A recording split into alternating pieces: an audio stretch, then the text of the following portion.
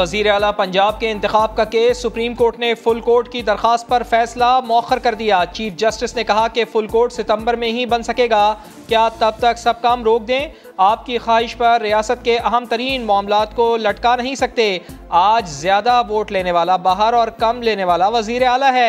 हमजा शहबाज को वजीर आला बरकरार रखने के लिए ठोस बुनियाद दरकार है।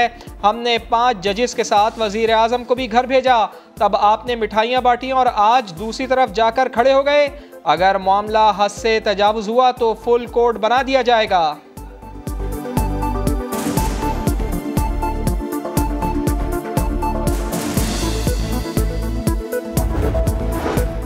अदालती तशरीह से लगता है पार्टी सरबराह पार्लिमानी जमात से कमतर है। वोट मुस्तरद करने पर अदालत का वाज़ेह फैसला मौजूद है।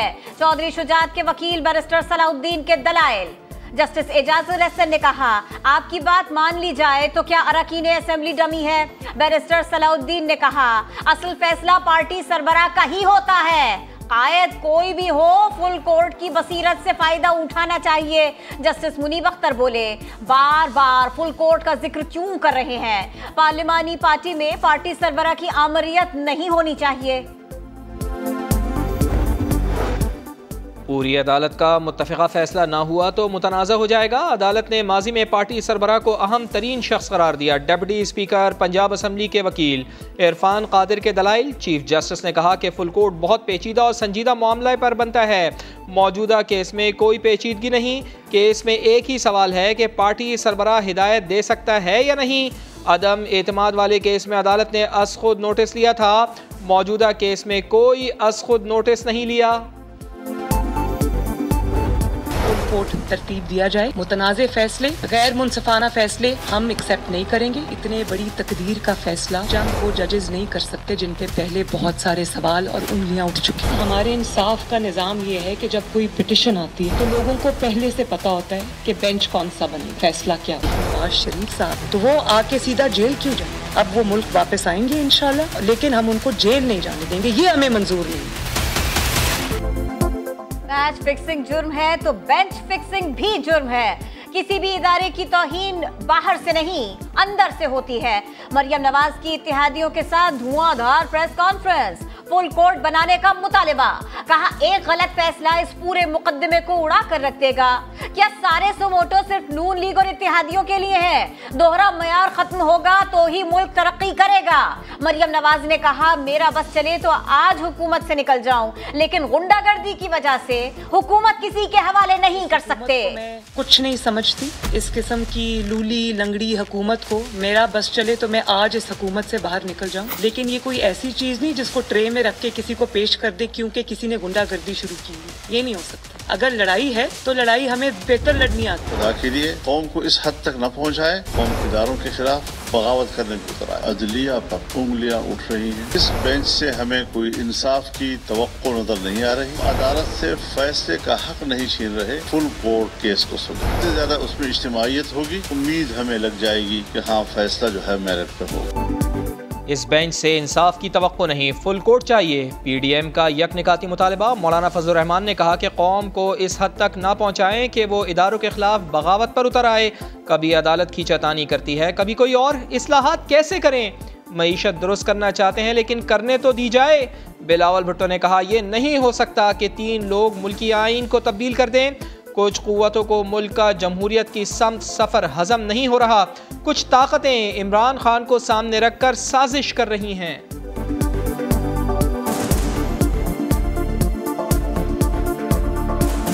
हमें फुल कोर्ट बेंच चाहिए। ये नहीं हो सकता कि 3 शख्स पाकिस्तान का 1973 का आइन एक स्ट्रोक ऑफ द पेन से तब्दील कर सकते हैं और हमें 30 साल का जद्दोजहद करना।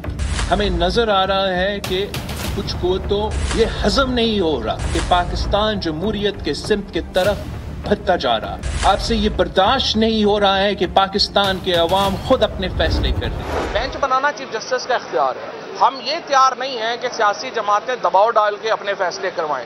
इससे तो चीफ जस्टिस का ओहदा ही खत्म हो जाएगा। फुल कोर्ट की तश्कील चीफ जस्टिस का इख्तियार, सियासी दबाव में आकर फुल कोर्ट बनाया गया तो कबूल नहीं करेंगे। फवाद चौधरी ने धमकी दे दी, बोले इत्तेहादी जमातों की प्रेस कॉन्फ्रेंस में सुप्रीम कोर्ट पर बराह रास्त हमला किया गया। ये लोग अदालत को ब्लैकमेल करने पर तुले हुए हैं। इत्तेहादी जमातों की प्रेस कॉन्फ्रेंस में शामिल तमाम कायदीन के नाम ECL में डाले जाए।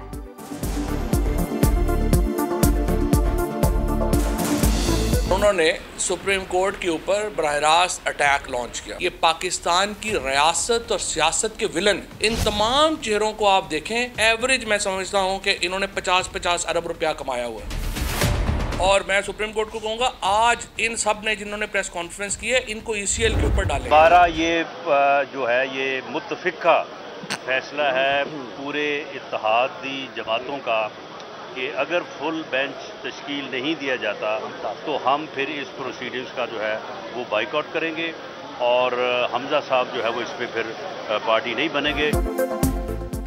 फुल कोर्ट ना बना तो अदालती कार्रवाई का बॉयकॉट किया जाएगा। वफाकी वजीर दाखिला राना सनाउल्लाह की सुप्रीम कोर्ट के बाहर मीडिया से गुफ्तगू, बोले ये कोई धौंस या धमकी नहीं, फुल कोर्ट बनने से अदालत की तौकीर में इजाफा होगा, इबहाम खत्म होगा।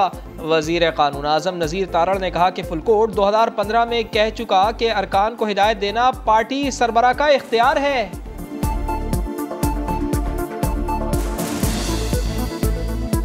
63A के रेफरेंस में जो एक नुक्ता दिया गया है कि वोट डाला जाएगा, गिना नहीं जाएगा, उसको एक दफ़ा पूरी अदालत बैठ के एग्जामिन कर ले।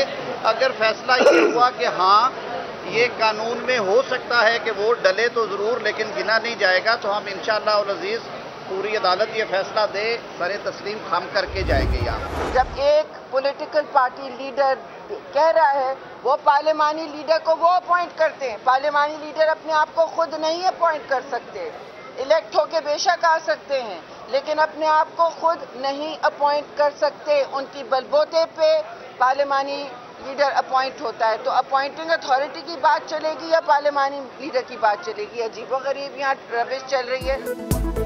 पार्लिमानी लीडर मुकर्रर करना पार्टी सरबराह का काम है। पार्टी सरबराह के हुक्म की तामील पार्लिमानी लीडर का काम है। शहरी रहमान का मौक़िफ़, कहा इसी बुनियाद पर पहले फैसले हुए और लोगों को डी-सीट किया गया। क्या आइन अदम एतमाद का रास्ता नहीं देता? अगर इमरान खान पे नो कॉन्फिडेंस ना आता, EVM के जरिए 2/3 मेजोरिटी दिलवाई जानी थी इमरान खान, मर्जी की तकर्रियाँ होनी थी। उसके बाद ये प्रोजेक्ट इमरान के सहूलतकार मिल के हमला करते 73 के आइन पे और उसकी वफाकी पार्लिमानी हैसियत को बदलते और मुल्क में एक रिमोट कंट्रोल का सदारती निज़ाम ले दिया। इमरान खान के खिलाफ तहरीक अदम एतमाद ना आती तो क्या होता? ख्वाजा साद रफीक ने इमरान खान के मंसूबे बता दिए, बोले EVM के जरिए इमरान खान को 2/3 अक्सरियत दिलवाई जाती। आज इमरान खान का प्रोजेक्ट नाकाम हो चुका, इसे लॉन्च करने वाले परेशान हैं। ख्वाजा साद रफीक ने कहा अदालत दोबारा आइन नहीं लिख सकती, पार्लियामेंट लिख सकती है।